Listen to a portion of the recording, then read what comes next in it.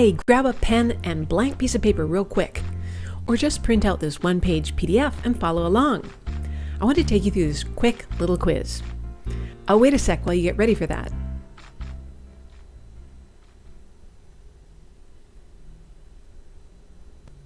So imagine this scenario. What if you were suddenly recognized as a great storyteller who could captivate and inspire people to action? And what if your storytelling suddenly helped you be in much greater demand regardless of the cost involved? Sound like a stretch? I used to think so too, until it happened to me. I used to never use stories, and then when I did start trying, they weren't very effective. Since re-educating myself on storytelling, I became a sought-after speaker around the globe and a guide to top business people wanting to use stories for more impact. And the thing that got me started was diagnosing my strengths and weaknesses. So how good a storyteller are you now?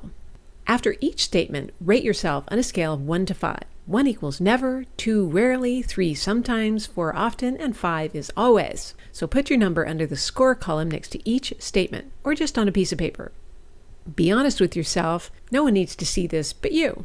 You can't move forward unless you take a true assessment of where you are now. So ready? Number 1, I use stories in business or educational settings. So, always is 5, never is 1, or somewhere in between. Number 2, I get clear on my storytelling goals and research my audience needs ahead of time.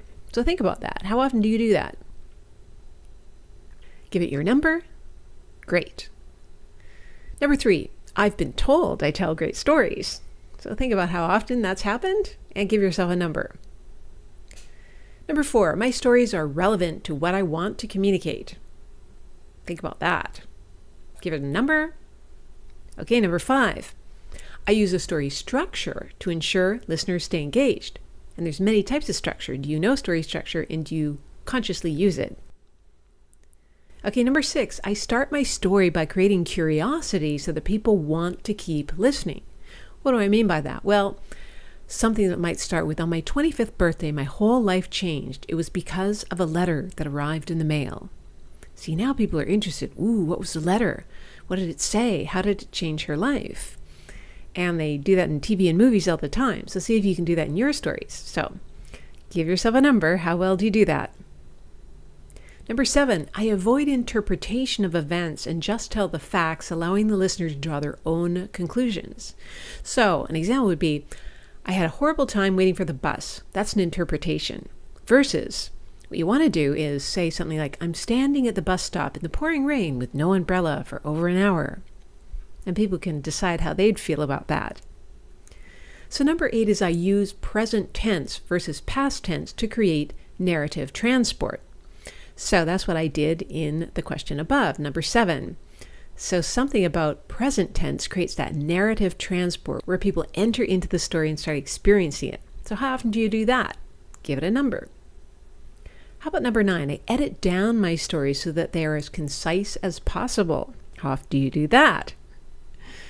10, I rehearse my stories ahead of time. Do you? Number 11, I record my stories on audio or video and play them back to improve my delivery. Okay, how often have you done that?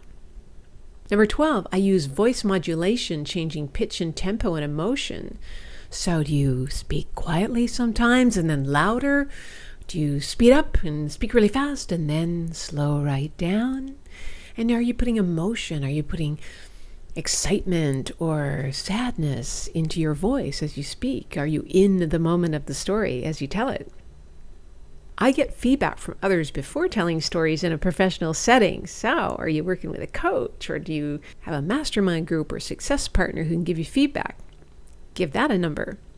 Okay, what about I memorize my stories ahead of time? Always helpful to do. Otherwise, you tend to go off and tangent and go and ah a lot. So give yourself a number. Okay, number 5, I use physicality and gestures as well as act out parts of the story. So think about that for yourself.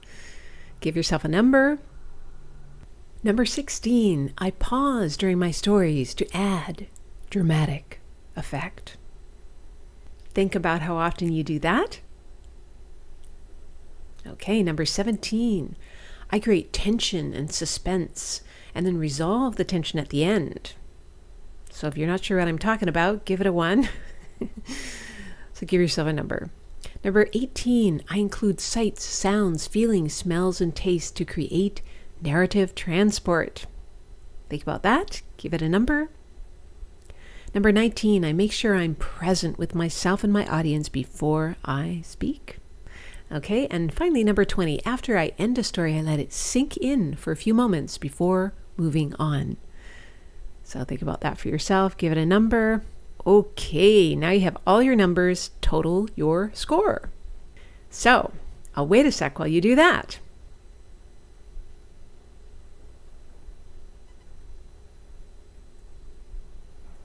Okay, got your number? So if you scored 81 or more, way to go. You are in the top 5% of business communicators. It means you truly value the power of stories and care about listener engagement and deep learning. Now, if you scored 61 to 80, you are doing well. You're in the top 25% of business and educational communicators. And you may want to add more tools to your communication toolkit. See the link below. Now, if you scored 41 to 60, you are normal in this regard. Most business communicators score in this range. Now, if you'd like to be more engaging with your listeners, see the link on this webpage for how to do that.